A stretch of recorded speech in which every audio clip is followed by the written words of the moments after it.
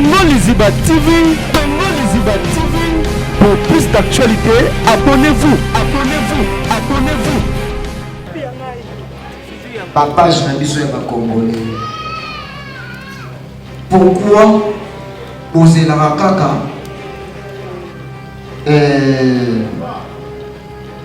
faille à battre? Pourquoi poser la kaka pour moi na faille? Pourquoi on m'a pas papa, je suis pas Congolais. Pourquoi? Tout ça là concerne la publicité dans quoi tout le monde a partagé en côté. Dans la concert la publicité dans quoi a résolu les page moi réseau partager en côté. Dans le ça moi merci mille dans quelques pages telles que Mbote, Jeune Talent, Congolais 300, 243. On fait son merci page sur la maman, hein? Et dans la maman, voilà. Et puis, il y a un voice of Congo. Moi, mais, je suis qui pour la radio, c'est de l'actualité. Mais, niveau au sali, publicité dans la position à faille.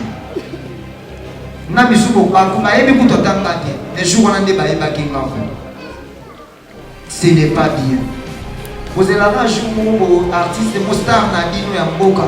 À la taille moi photo, à moi photo, mon son pantalon, et mon katana, ou un ami pour publier. C'est bon, on continue. Bonsoir. Bonsoir Romignon. Oui, bonsoir. Matika Sombo. Avant de poser question nous allons simple. Les armes simples comme facile. Mais n'a rectifié et le Gabana le Baki. Quand vous faites le bien mon internet, c'était pour le livre Banda de sur la vision de son roi, mon possible à internet. Merci. Deuxième, c'est le Mike Lugamba. On peut continuer pour nous. On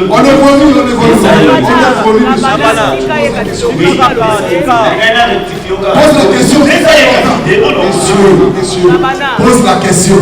Il a posé une question, c'est pas grave. Il y a son micro. Pour éviter. On change de personne. Alors, on fait ça.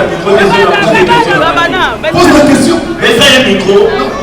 Mais Brabana, laisse le micro. Mais ça, il y a le micro, c'est lui l'invité, c'est pas toi. C'est lui. Non. Oui, on change. Mais ça, il y a le micro. C'est tout prochain. Brabana. Et aux âmes modérateurs, l'invité c'est... Monsieur, c'est pas comme ça, monsieur. À la télé, on dit à l'internet, oui. Mais à la télé, c'est pas comme ça. Nazan a monopole de la parole.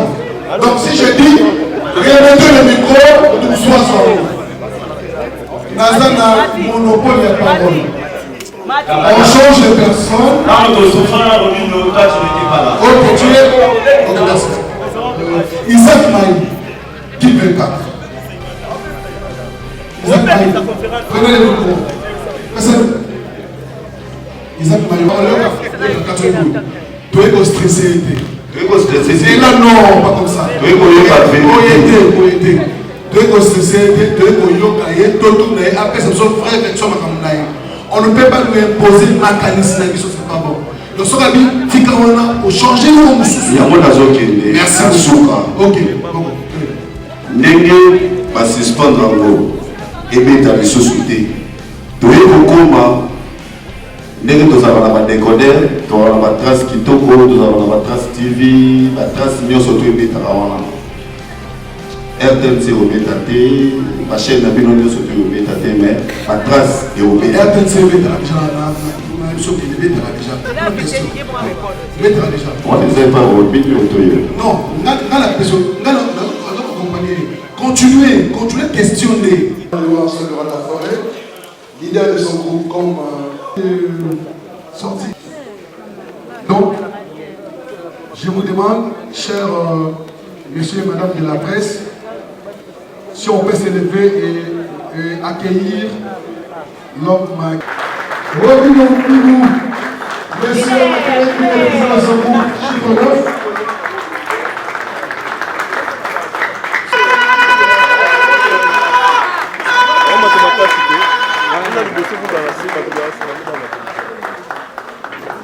Voilà.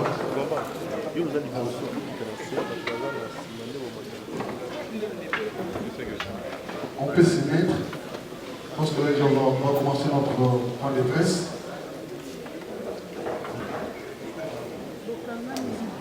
Voilà.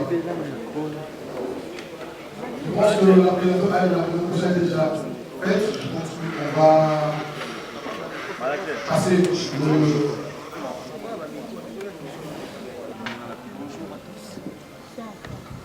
Bonjour à tous. Voilà, bienvenue les voir ces après-midi. Bien que saluez-moi vite. Les équipes étaient prévitées, il fallait que ça me donne l'information moi avant. Mais la monnaie bouillait quand même. Et puis voilà, on a appelé ça merci pour. Et puis au sein de la moi par rapport à elle. Et puis moi, désordre de mes amis de monitoire, ici quand on fait la répétition, de nos risques pour tout que selon par rapport à la primaire pour circuler pour la artiste au merci. Voilà, merci. D'abord, on va donner la parole, on va remettre la parole à l'artiste pour nous présenter tous ces gens qui sont ici avec nous, ici devant. Il va présenter l'un à l'un.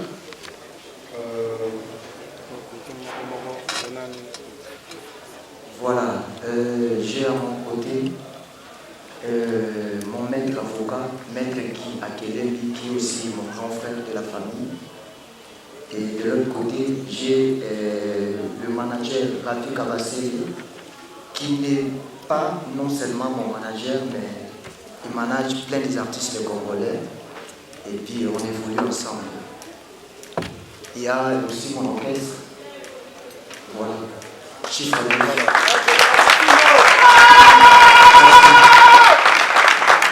Bon, comme à l'accoutumée, on n'aime plus d'ailleurs dire point de presse parce qu'à chaque fois, quand l'artiste s'exprime, il y a toujours un jet de réponse qui se fait à chaque fois quand on se rencontre avec l'artiste. On va d'abord, je ne sais pas, si on peut déjà commencer, ou soit il va nous expliquer ce qui s'est arrivé par rapport à cette histoire qui lui a été retenue. On lui a retenu 2 jours. Il va s'expliquer et puis le reste, on va continuer. Merci. Voilà. Ce qui est important d'abord, c'est... Attendez, dans la paix. Merci. Attendez, voilà.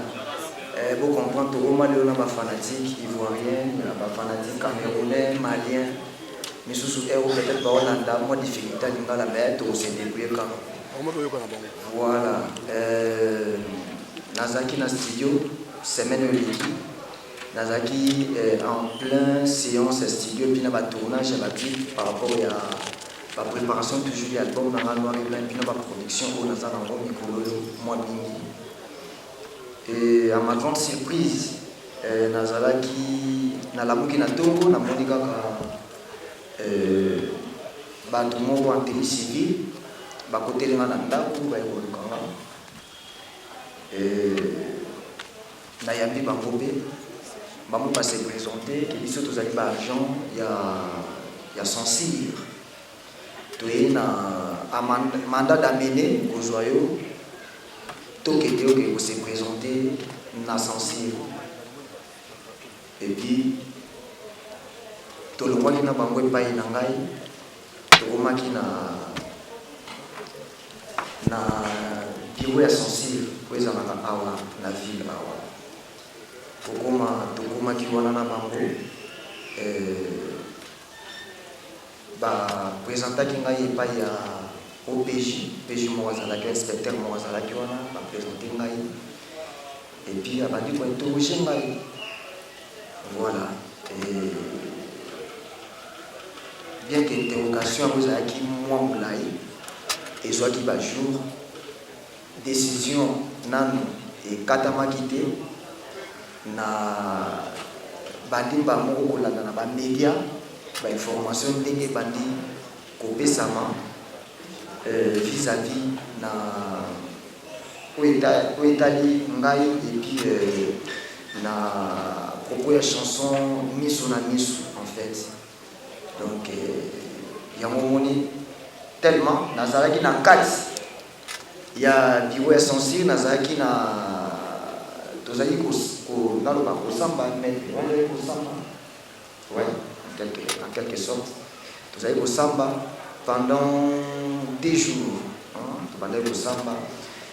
Et puis médias congolais ebandi kopesa bainformation nango misusu bapesi mpe selon bango, misusu bapesi selon ntango mosusu aza bandeko nde mwasi aza na censure apesi peut-être fausse information, misusu batie bacommentaire na ndenge na bango. Et puis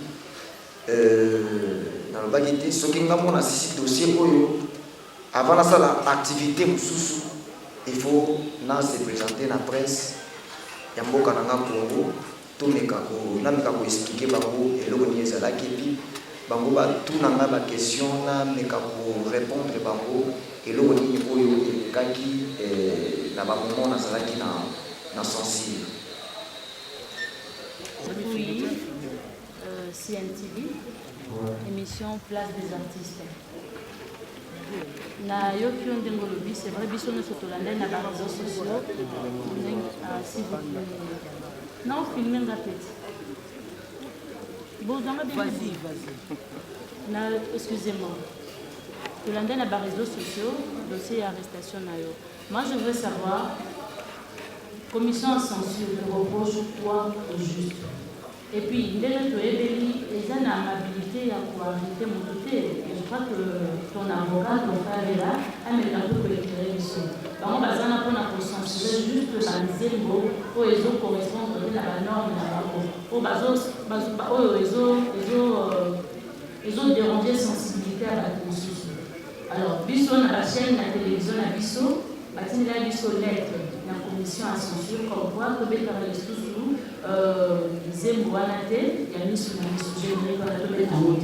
mais là, de là à aller jusqu'à t'arrêter, te retenir pendant 2 jours, alors nous on aimerait savoir le péché au milieu. Parce que les commissions à censure, et quand on va douter la police, donc on va douter. Normalement, ceux qui ont dossier dans la police, comment on appelle bateau bazar compétent pour nous, ils sont là, commissaire, la police, l'opposition, pour ça, alors dis-nous la vérité, qu'est-ce qui s'est passé aujourd'hui?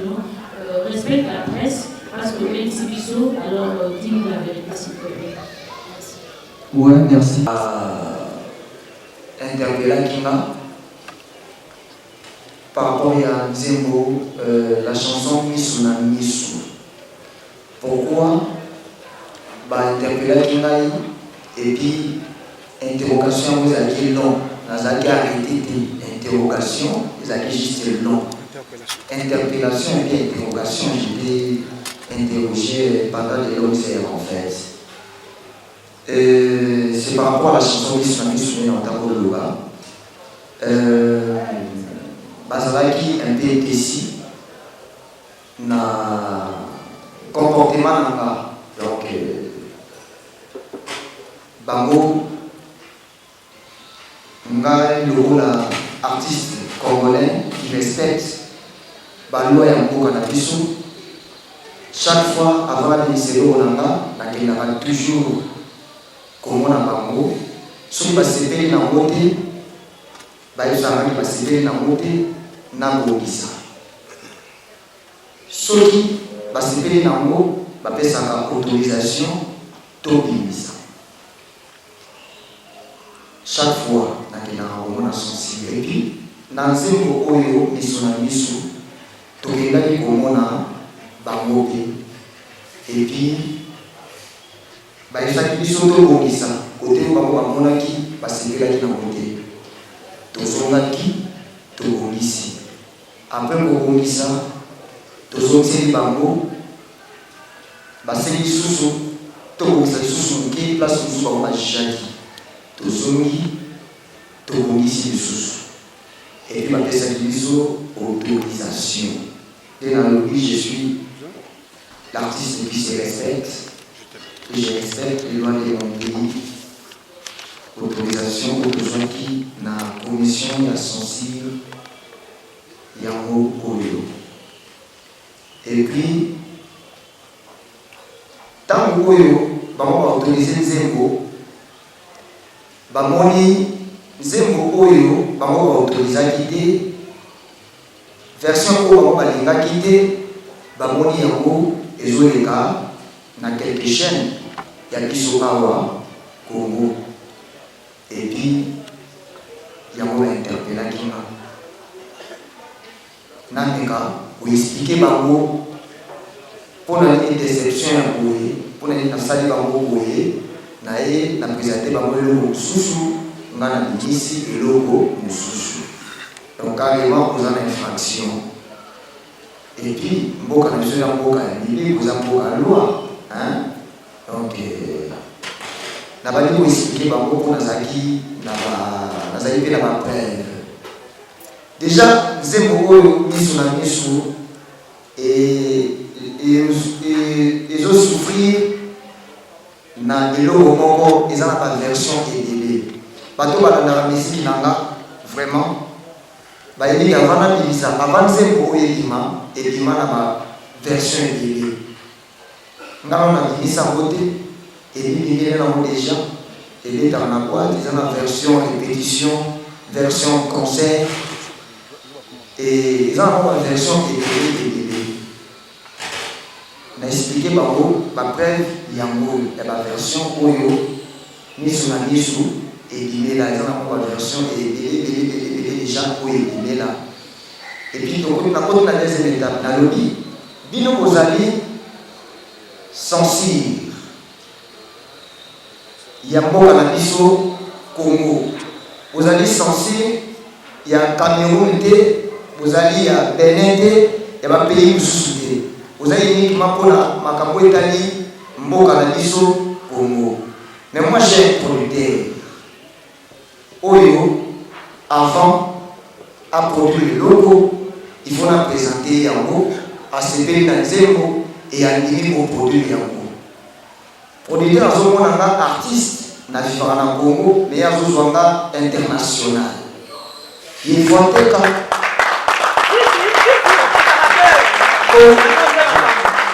à récupérer mon Oyo à Dilisaki. Oui, na présenté une version Oyo. Version Oyo ils allaient présenter na producteur Yango Oyo.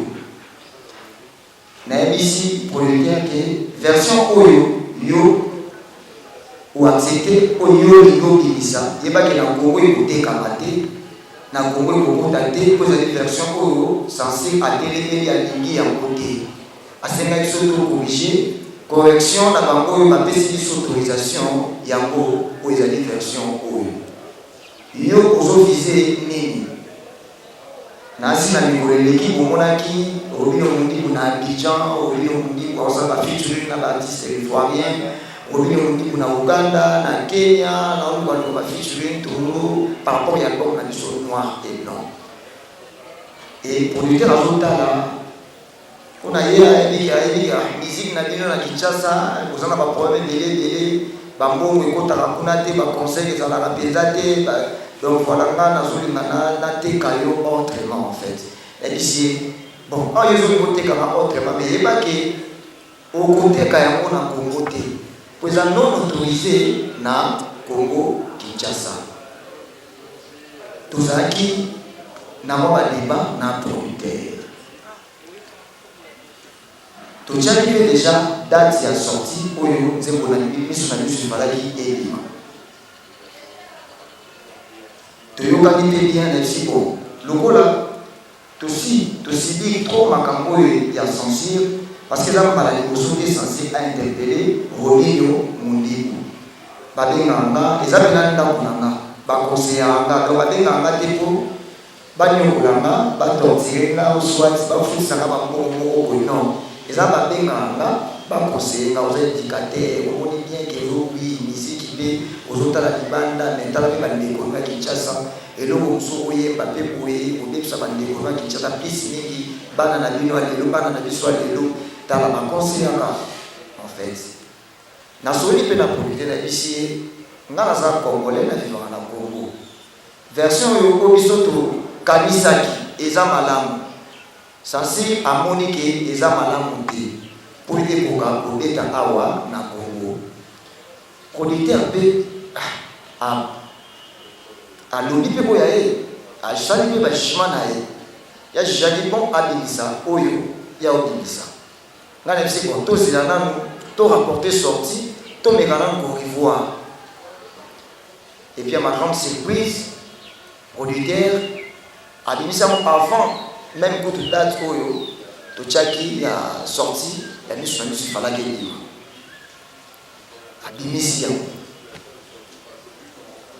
nayebisi obimisi quand même abibo nga na bimisi selonga yo so ozovise kaka mboka na yo Congo tikala na mboka na yo Congo nga na bimisaki mbongo na ngai toza na contrat pendant baane boye mpona album oyo noir et blanc nga nazovise oyo nasi na bimisi je dois gagner puis je dois vendre en fait et na choix j'ai un contrat avec lui j'ai un contrat mais c'est maintenant on a un problème il y a pour ça la promotion il y a nzembo oyo yo bimisi awa na Congo Kinshasa abi so ça la promotion na Kinshasa Kinshasa la Cameroun eza Benin eza Côte d'Ivoire eza France voilà eza Brazzaville eza Congo Kinshasa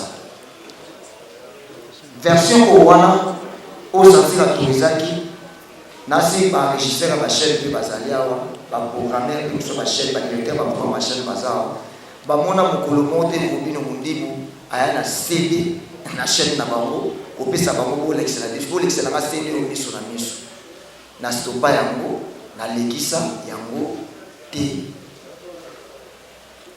naleki koexplike boye na sensi balobi bon malgré tout osambi boye ndenge osambi boye toza décis par rapport ya comportement où il s'est passé nzembo biso tozomona ezobeta na Congo Kinshasa ebimi na bachaîne na biso awa yo lobi yo bimisa mo awa te opesa na bachaîne ya awa te oui to comprendre ndenge oyo lobi bipo na lakisaki bango mpe bacontract mosusu na producteur lakisaki bango makambo mo ebelebele balobi na kati ya nzembo wana ezobeta deja na babar ya Kinshasa ezobeta deja na bafete ya Kinshasa ezobeta na batv mosusu ya Kinshasa awa na kati ya banzembo wana yo moto ozoyemba epi yo kaka motu ozobina voilà nde place problème ebandaki mwa wana tobandi débat epi sensible alongaki na débat na ndenge ya jugement sensible alongaki po nzembo ezobandi ebimi kuna mais ezobeta awa na Congo epi ngai nazalaki condamné voilà certes koyebaki nazalaki condamné na acte oyo ezalaki posé epa na nga te eza posé pa ya producteur lokwa nafandaka awa na Kinshasa fai nazalaka interpellé eza normal epi nafutaki bamane na ngai comme un bon citoyen congolais oyo acommettre eloko moko bazokondamné acommettre erreur moko boye eza amende ou prison nafutaki amende na ngai epi calmement toza na maître avocat akotisa akotisa requête mosusu kokoka koautorize version oyo bango moko baautorisaki biso voilà.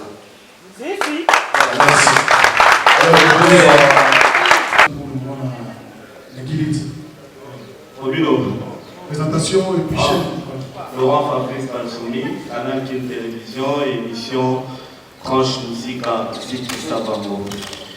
Aujourd'hui, nous disons, nous dit d'abord que tu es bon élève, tu as été interpellé pour la mise sous la mise, Tout le monde a signé un mot, affiche un mot, aux ana l'unité au fungoli pendant mission.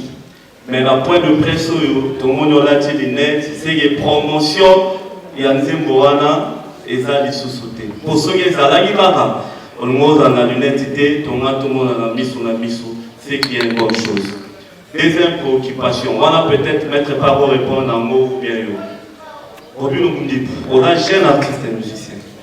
Mon sokomi, on se remet quand parmi les trans, on se remet au tanga, ça engage, il faut fuyant, on nous dit pas au tanga. Mais l'État a tenu une convocation. Pour mandat d'amener, il faut, je crois, 2 ou 3 mettre peut-être en place sa précision. Au guetté. Non, convocation, il y a qui m'a mandat d'amener. Par rapport au pays. Voilà. Ça, c'est une bonne chose.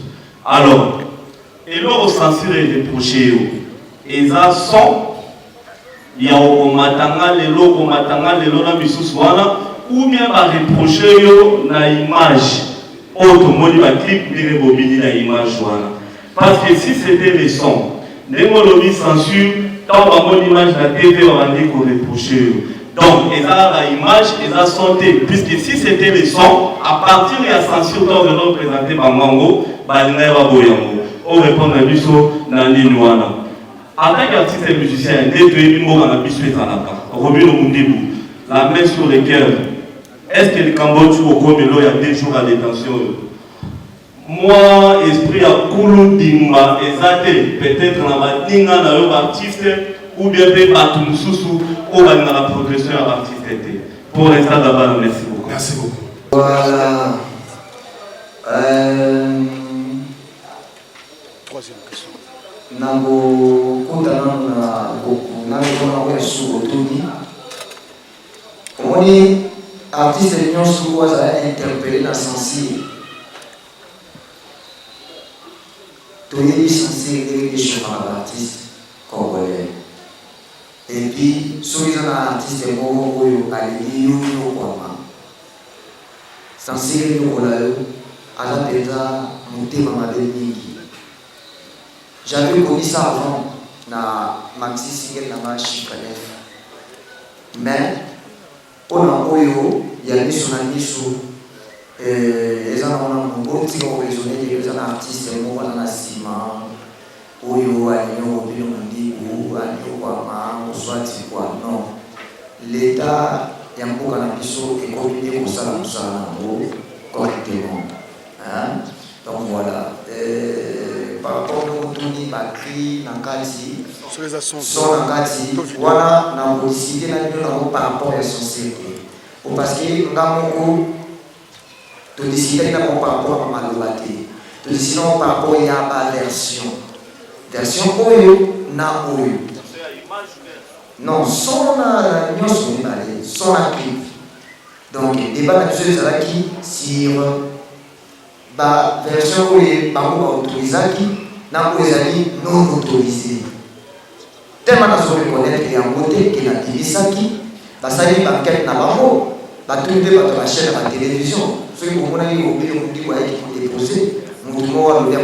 déposé, c'est à et ça fait la série de mois qui s'est jeté comme ils allaient là, les autres sont qui ont marché les autres. Et il y a un moyen, tout discuter, c'est pas cri, pas bêtises, pas d'initiative, c'est la quitté. Quand on tout ça qui directement dans le camp, ou il y a version au producteur à l'Ibisaki, pour la service.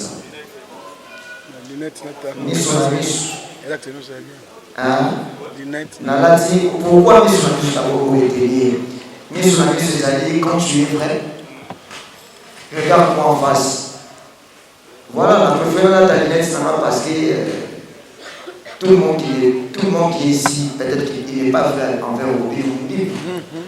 Donc la préférence de la lunette, ça va. Voilà.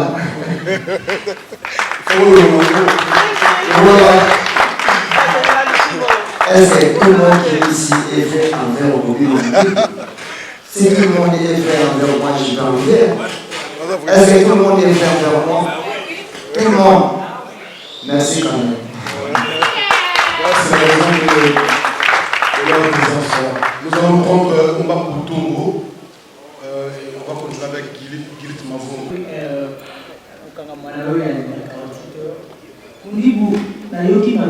Nazali interpellé, Nazali condamné, juste interpellé qui m'a.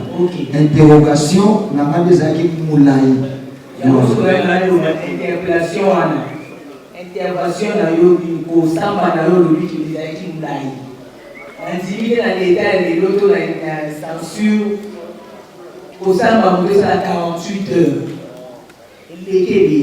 Parce que par exemple, déjà la preuve, il faut voir que là qui est sur le terrain, passe à la banquette, na bango, voilà, l'État.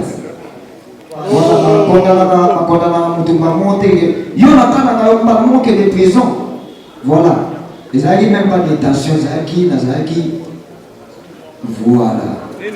Voilà. Les amis garde à vie. Voilà. Voilà.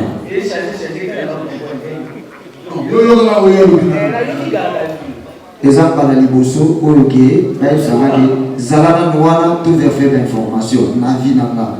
Na évité son ordre en garde à vie, celui qui a ordre en ligne. Ce qu'il faut aller pour la monde, abandonner, voyez pour la monde des secours. Merci.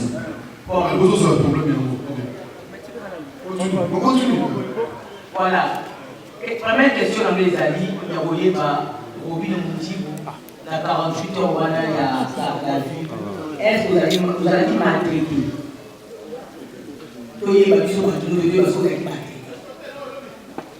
Tu termines les questions et puis il va. Et la deuxième question, il y a eu beaucoup de messages de mon opposition. Cotisa de Missa, et puis au Matana. Message de mon opposition. Parce que ça a pour le musical, pour y avoir le message de la Kémie. Merci. Nakanisa komanda marango obino mungi yokaka d'insanité yokaka merci beaucoup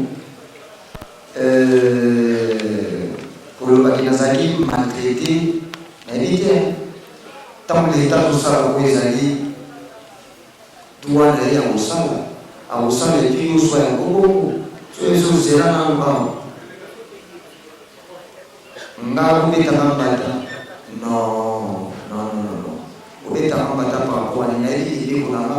Je suis quelqu'un qui se respecte. Quel que soit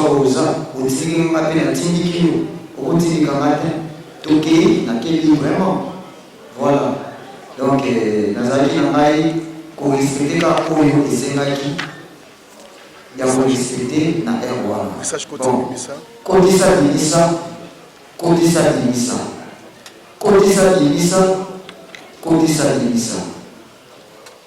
je ne suis pas responsable de la pensée des autres. On comprend, madame Omba Poto. Voilà. On dit pour étayer ceci, que je ne suis pas responsable de la pensée des autres ou de la compréhension des autres. Voilà. Quand il s'habille ça, j'assemble. J'aurais continuons à confrère, divisez-moi pour les amis Bosso, il y a la voiture pour les amis.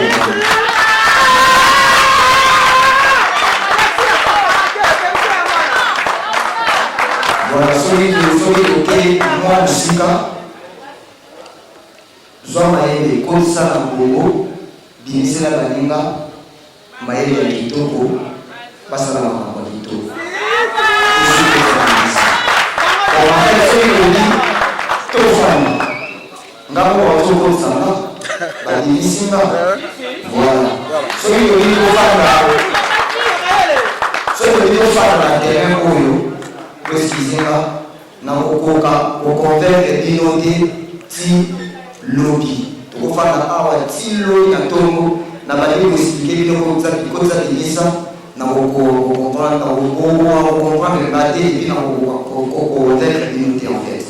Bref, pour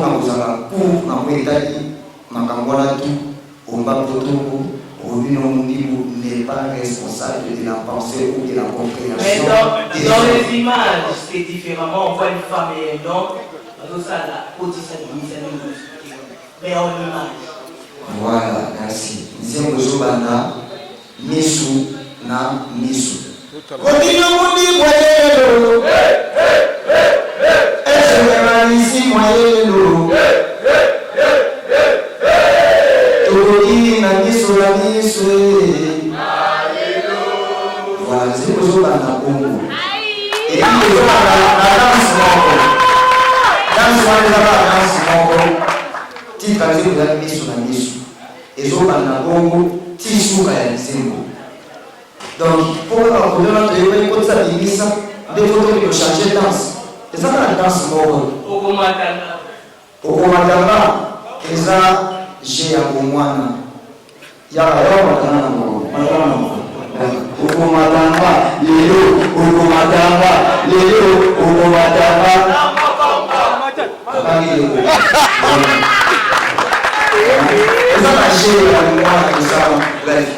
Je ne suis pas responsable, nous avons répété, je ne suis pas responsable de la pensée des autres ou de la compréhension des autres. Alors, prenez ça comme ça.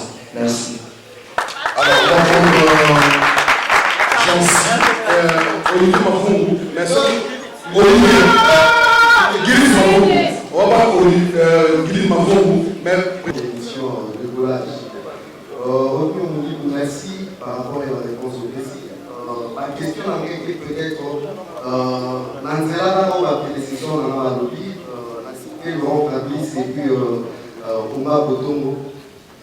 Ici, pour une servante, peut-être on va ça auto-censuré. Intention, ils en animent. Tout d'abord, pour vous sénaler sur tout ce qu'on a demandé à point. Oui, ça y est, il y a un moment, il y a un ça y est, oui, ça y est, tomata et puis Namokongo. Bamata, il faut tomata, mais en tant que éducateur, pour par rapport à ça, là, je suis à peine et puis en ligne sur la toile de l'AITD en tant qu'éducateur pour les aux parents. Ici, les abus laissent, bien sûr, mais pour ça, auto-censuré. Pour passer la réponse sur mon autre maquette, au Théoana, n'a pas au convaincre communauté, mais intérieurement. Voilà, Africa TV, que chacun soit responsable de sa compréhension et de ses pensées. Bref. Nanga no toyebiki okomatanga. Ezaka okomatanga non? Pourquoi on a lobby par exemple de Kotsa Bimesa, yo ya kozwa bêtise na yo. Avis na yo soit opinion na yo, ou ya poser yango likolo maloba nanga o ngana lobby. Peut-être par rapport à ça na yo na condamné. Ouais. Peut-être condamnation au na yo moko et na lobby auto-censure. Pour qu'on ait dit que intention ni pas moi nous les ils sont tous tu vas nous les de moi mis intention là. Inviter plus ou moins. Le mot auto-censure, la suite à la moi auto-censure. Je fais que la musique et prenez ça comme ça, n'a le bien que chacun soit responsable de ses pensées, de ses compréhension. Voilà. Merci. Na kusala kaka musique, na koyeba ka lingala o na yebi et puis na manière o na yebi. OK? Voilà. Naza responsable de kaka ya ba penser na bibliothèque. Nous devons soit bon penser au lieu sur harmonie à bon penser, à ça libre bon penser. Mais sauf que ceux qui te le fanda na terrain ou na débat ou total de Santongo a bien à convaincre la communauté. Merci. Tout ça, conseil, si prochainement, au côté qu'on tenir compte, il y a un sport de zone qui au côté qu'on confronte, tel que c'est attendre mais on tenir compte, il y a pas la biseau, l'équipe la biseau, tant dans le pays, parce que tous ces voix de fasté, les autres voix les autres dans le pays. Et il y a la victoire. Donc prochainement, si l'artiste peut tenir compte de ça, ça nous épargnerait de ces choses que nous venons de vivre. Ce n'était pas vraiment une question, mais ça justement un conseil pour l'artiste. Voilà, merci beaucoup. Sur le droit d'auteur, il y a instrumental où il faut placer ma phrase, ma belle phrase, c'est leur compréhension. Il semblerait que l'artiste sud-africain pour l'œuvre instrumentale apporte à qui au plate, selon les rumeurs bien sûr, je dis bien que ce sont des rumeurs. Je voudrais que ça vienne de toi, mais c'est plus Soki. Il y a eu quelconque confrontation entre un artiste sud-africain. Merci. Merci beaucoup, Joé.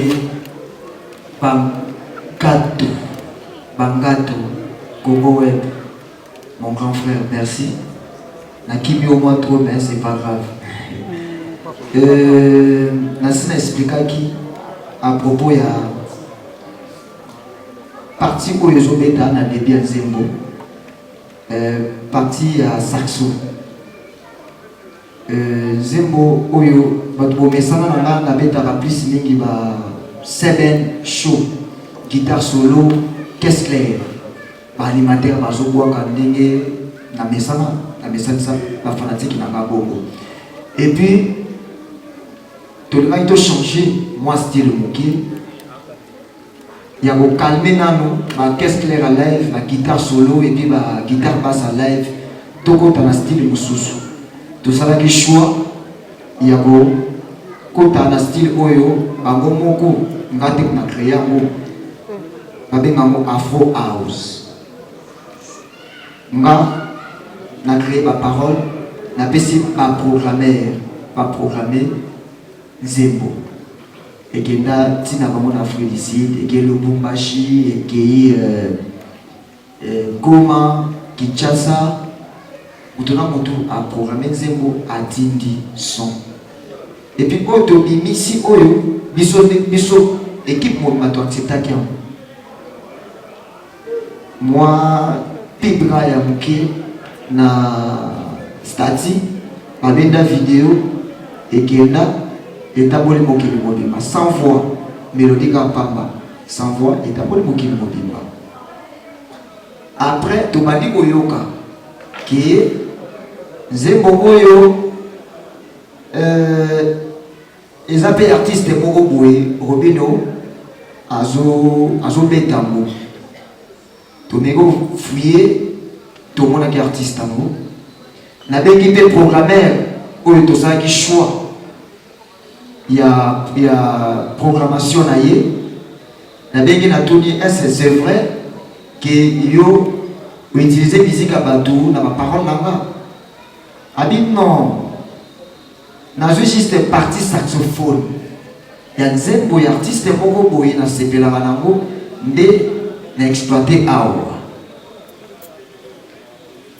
biso lokwa bato mayele to contacter ye artiste wana aza nigérien pété moto ayebi mboko afandaka eza producteur nanga to contactaki et puis on a payé voilà on a payé ça les parents ba américain basalaka ngo apesi na mboka na biso Congo esalema pe trop amaloba moto moto ayemba na maloba tel mesara misu na misu el généralissimo ya on va te petit problème mais c'est pas vrai voilà cela beaucoup de mbando voilà ngamo kutune na boyi na yeba batala tala mami na mboka na biso ya ngate za zaiko na yeba mwana mama nyemula luketwe nyeka jibe bien na nyemula luketwe ya ngate ezaka ngate za papa chéri voilà tout futa.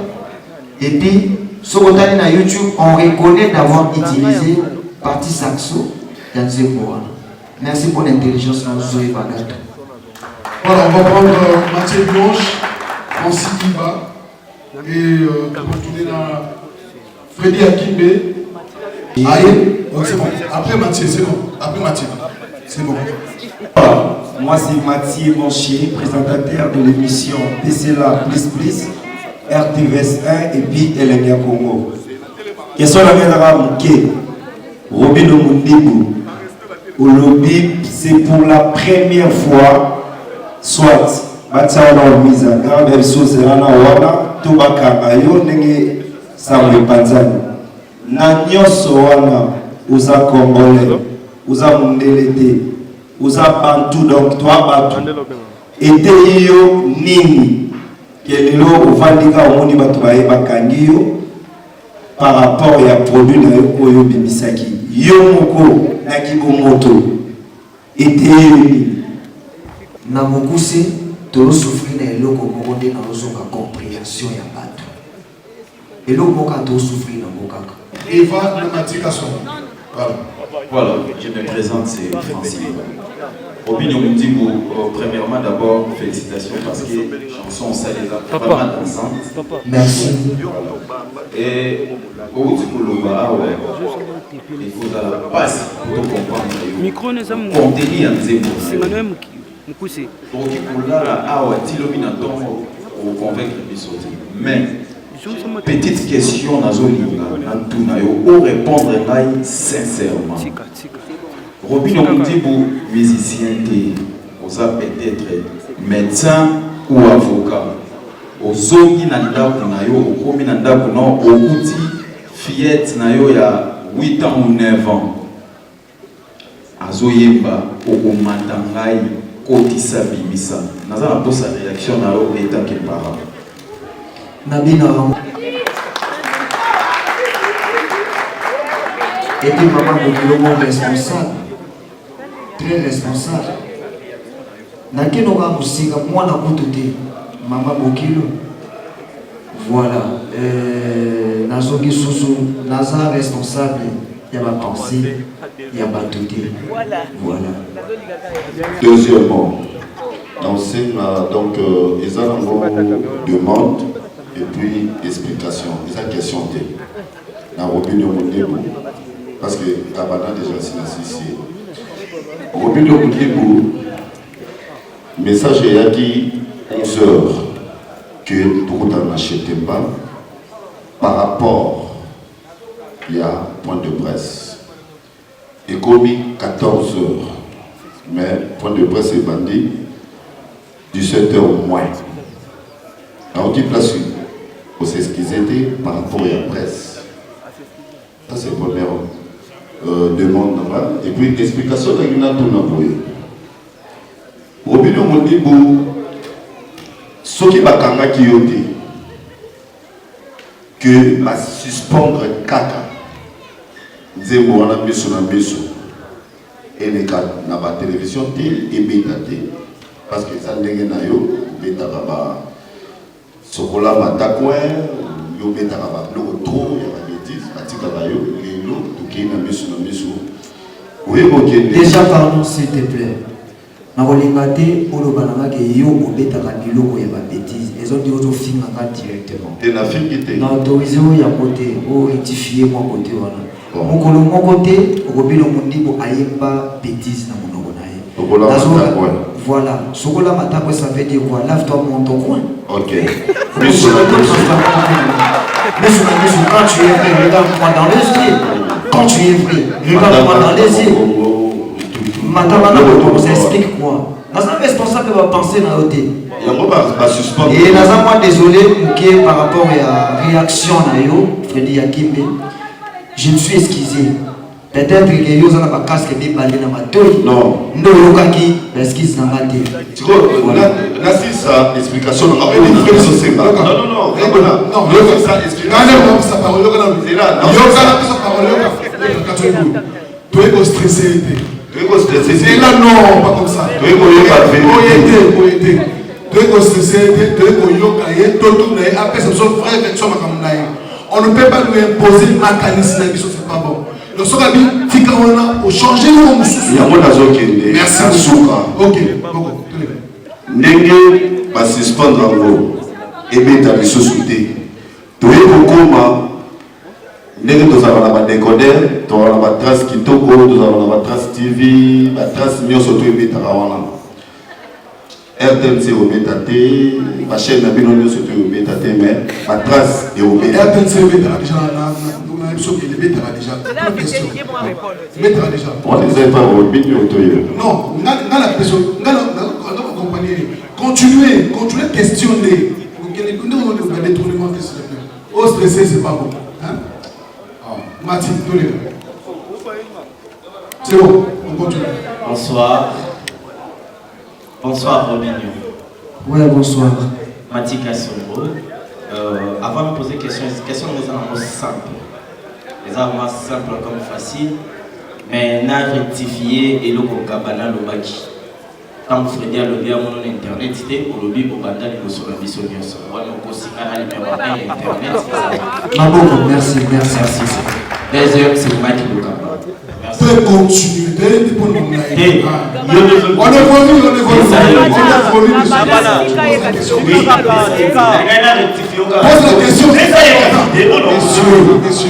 On pose la question.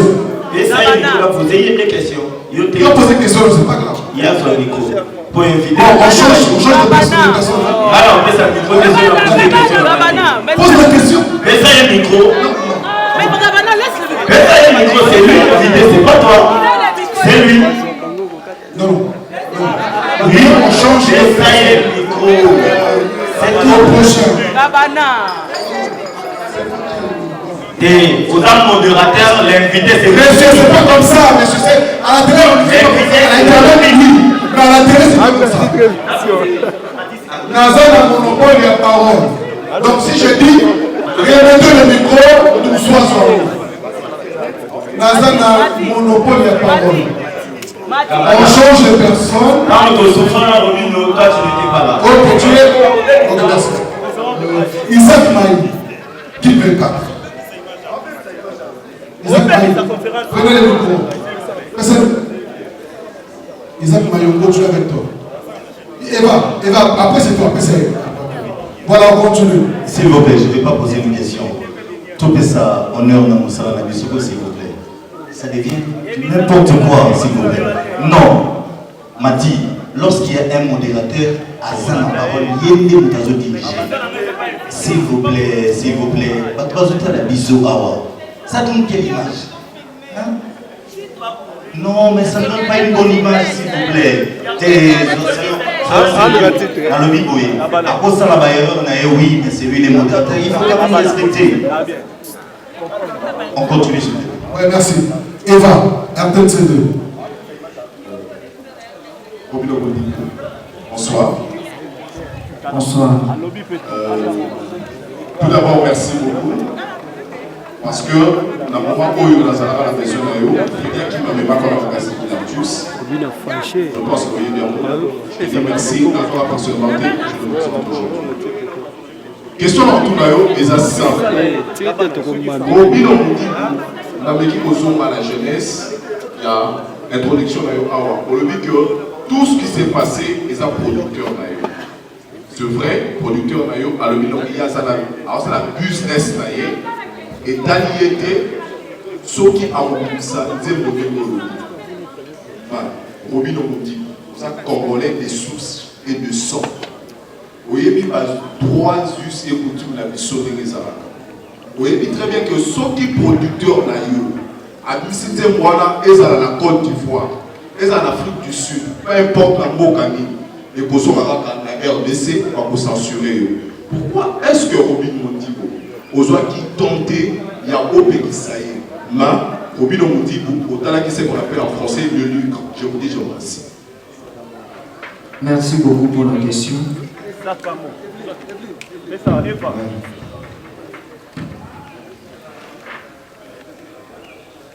Nazolo Bello Omo Awa. Nasi Nanga producteur avant. Asa la choix. Il y a une version où ils ont accepté et pas il y a l'argent, il y a commission, il y a son style, il y a beaucoup d'habitude. Donc, chaque année, il y a inspiration. Inspiration, il y a qui bongo, te présenter en gros. La commission essentielle, pas tolérer qui était inspiration. Selon les allées là qui et Nengue Oyo censé et tolérant qui était producteur dans sa vie choix naé il y a go bimisa nzembo pona bamboka bisusu ya libanda certes et ozonga awa na Kinshasa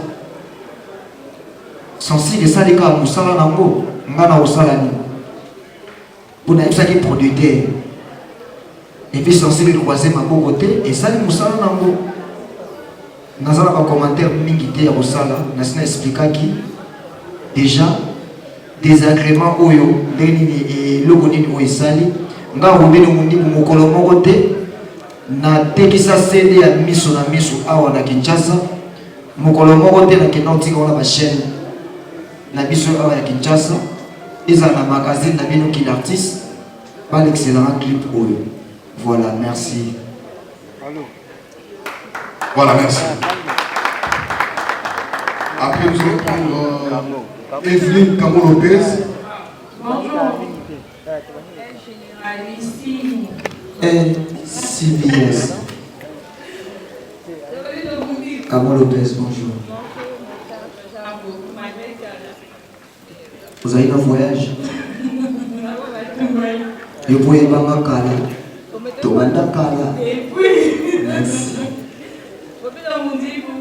Félicitations tout d'abord parce que ton œuvre va vraiment accrocher. Lui, je me dis qui est essentiel. Quand un artiste réalise un morceau, tu as vraiment accroché. Je n'ai pas encore bien regardé le son, mais par contre, quand j'entends parler de Beta, bravo chacun. bazobenga ngo nzeta Moïse bango bapesi yango na radio nzeta Moïse ezobela banyoka nyonso avike Chico. Alors, compromis aujourd'hui entre Yo parce que le producteur a dépensé son argent on a Monsoana et Bima. J'aimerais savoir concrètement entre Yo, la censure, la producteur, compromis aujourd'hui. Et la deuxième question est de savoir l'artiste va compatir parce que pour ça quand même parents, pour ça leader et Nao, pour ça qui est devenu 2 jours en détention, on a parqué. Alors j'aimerais savoir, ma collègue Mimi va assister au Napofi pour un message pour compatir Nao pendant le mouvement de douleur. Merci beaucoup. Nako Lobaboye.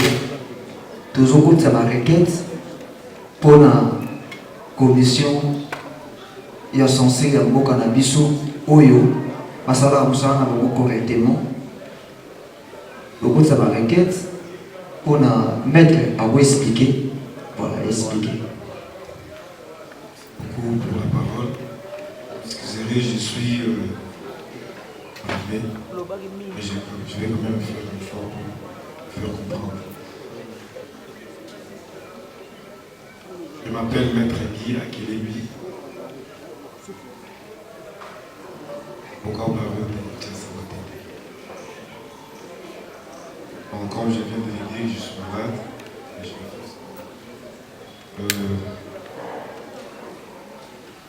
Nous avons la décision qui a interdit toutes les 2 versions. Dans la version on avait interdit l'autre fois et la version autorisée. La version autorisée ne pose pas de problème. Raison pour laquelle, comme il a été libéré hier, nous comptons introduire notre requête à partir de demain pour qu'on puisse enlever cette sanction interdisant, n'est-ce pas, la version qu'on avait autorisée. Parce que cette version ne pose pas de problème. Et sur le plan administratif, c'est une entorse. Alors je me réserve de dire quoi que ce soit autour de la censure, sinon ça va retomber toujours sur l'artiste. Et je tiens à rappeler parce que c'est un journaliste qui avait posé cette question, si la censure peut garder quelqu'un en détention. Je pensais parler après l'artiste. Comme il m'a donné la parole, je dois quand même expliquer. La censure, c'est une commission qui autrefois gérait les artistes sur le plan administratif.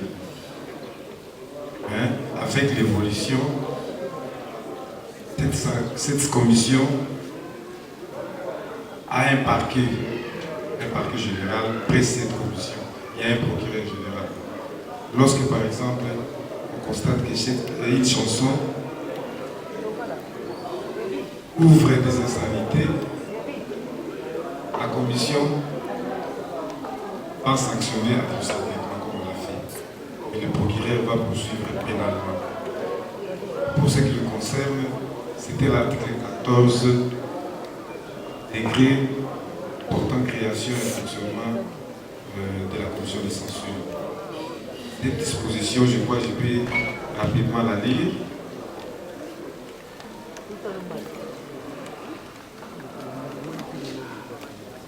Les censures ne se limitent pas seulement sur les décisions administratives, il y a aussi les peines, parce qu'il y a un paquet attaché à ça. Donc, c'est par rapport à la question que Gisèle m'avait posée. Je crois que, je ne sais pas s'il y a une question à poser là-dessus.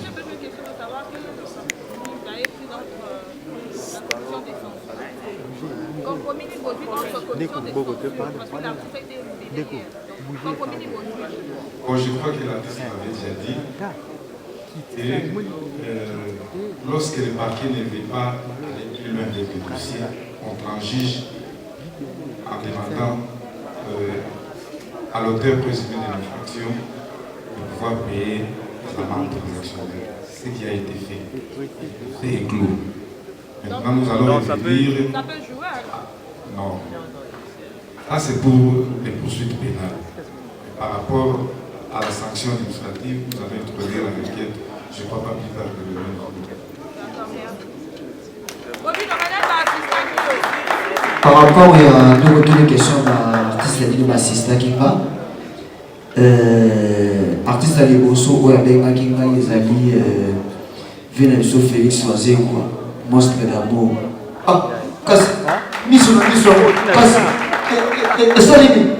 Donc bon, maman, il faut pas pour la mission, il y a beaucoup. Bon, comment ça fait ça? Ah, il y a ça, on est responsable de ma parcelle à ma beauté. Merci. À Paris. Donc, à Paris, Nazwaki appelle il y a Vienna King, Fali Poupa. Voilà. Vous savez pas le dit. Bon, on a de la manque. Vous avez vu que vous avez un garçon au travail, vous avez un groupe, vous avez un maître avocat. Bon, on a de la manque convenablement. Donc, courage, kaka. Voilà. Appelle la Ega Rabo Nazwaki. Moi, et puis Nazwaki. Namonaki présence, il y a Papa Nabiso Verkis qui est Mangana. Il y a moyen qui peut être pour assister. Et puis, chaque artiste en danger. Voilà, merci. On va rendre grâce Paola et Béni. Ainsi, on va prendre un coup Doudou Moti. Ou artiste et Robin Moti a sommi un mot par quelqu'un d'autre. Merci. Merci. Nous allons composition là-bas. Benji, hein? C'est toi Benji. On appelle ça Benji Nico.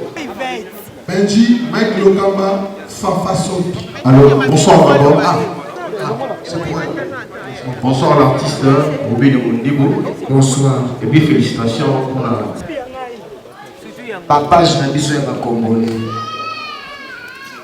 Pourquoi poser la rakaka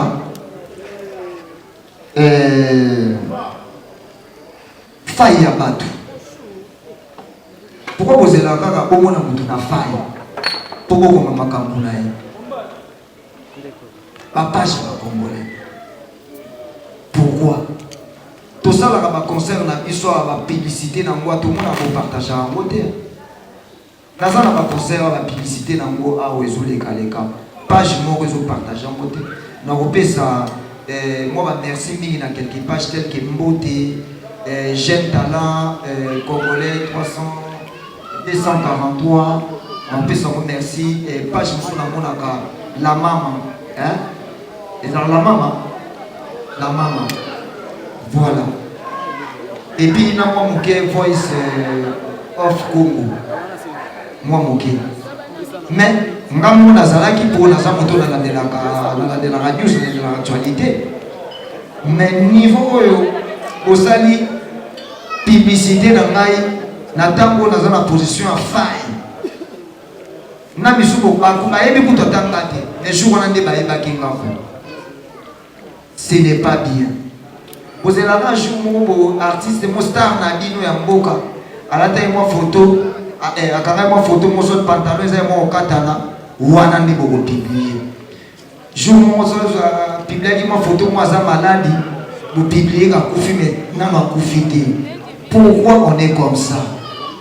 Pourquoi toza boy Congo tozo le changement le changement ya moto ko mema ya boy bo retenir le loko moko na Congo boyeba tona ba département bisale belé mais so to bito tanga ba champion na Congo to bimisa ba champion ka na musique na match to utai ko pour la lobby tozo Coupe d'Afrique na neni Ozonga. Musique à Congo je souffrir. Musique à Congo lelo eza wapi. Awa na oloba pona makambo tali société. Société ça qui musala nae. Bravo. Et bino bato ko soutenir la musique, bino bato boyoka la musique. Webi niveau to bundi. Niveau to bundi pour musique ya Congo. Et respirer. To poko la bana. Nous avons ma famille. Dans une affaire, il y a 50 personnes. Nous sommes passés dans 4 ans. Passés dans 4 ans. Nous sommes passés dans 9 ans, 10 ans. Donc, ceux qui ont 10 ans, à l'âge de 25 ans, comme il a 35 ans. Car on a Moussala Oul. Musique à Congo, au Pékissa. Et bêta va les sous-sauter na poto. Musique à Congo, ils ont souffrir. Malgré souffrance nango, aux hommes n'a pas effort, aux sala. N'a pas propre effort na biso moko.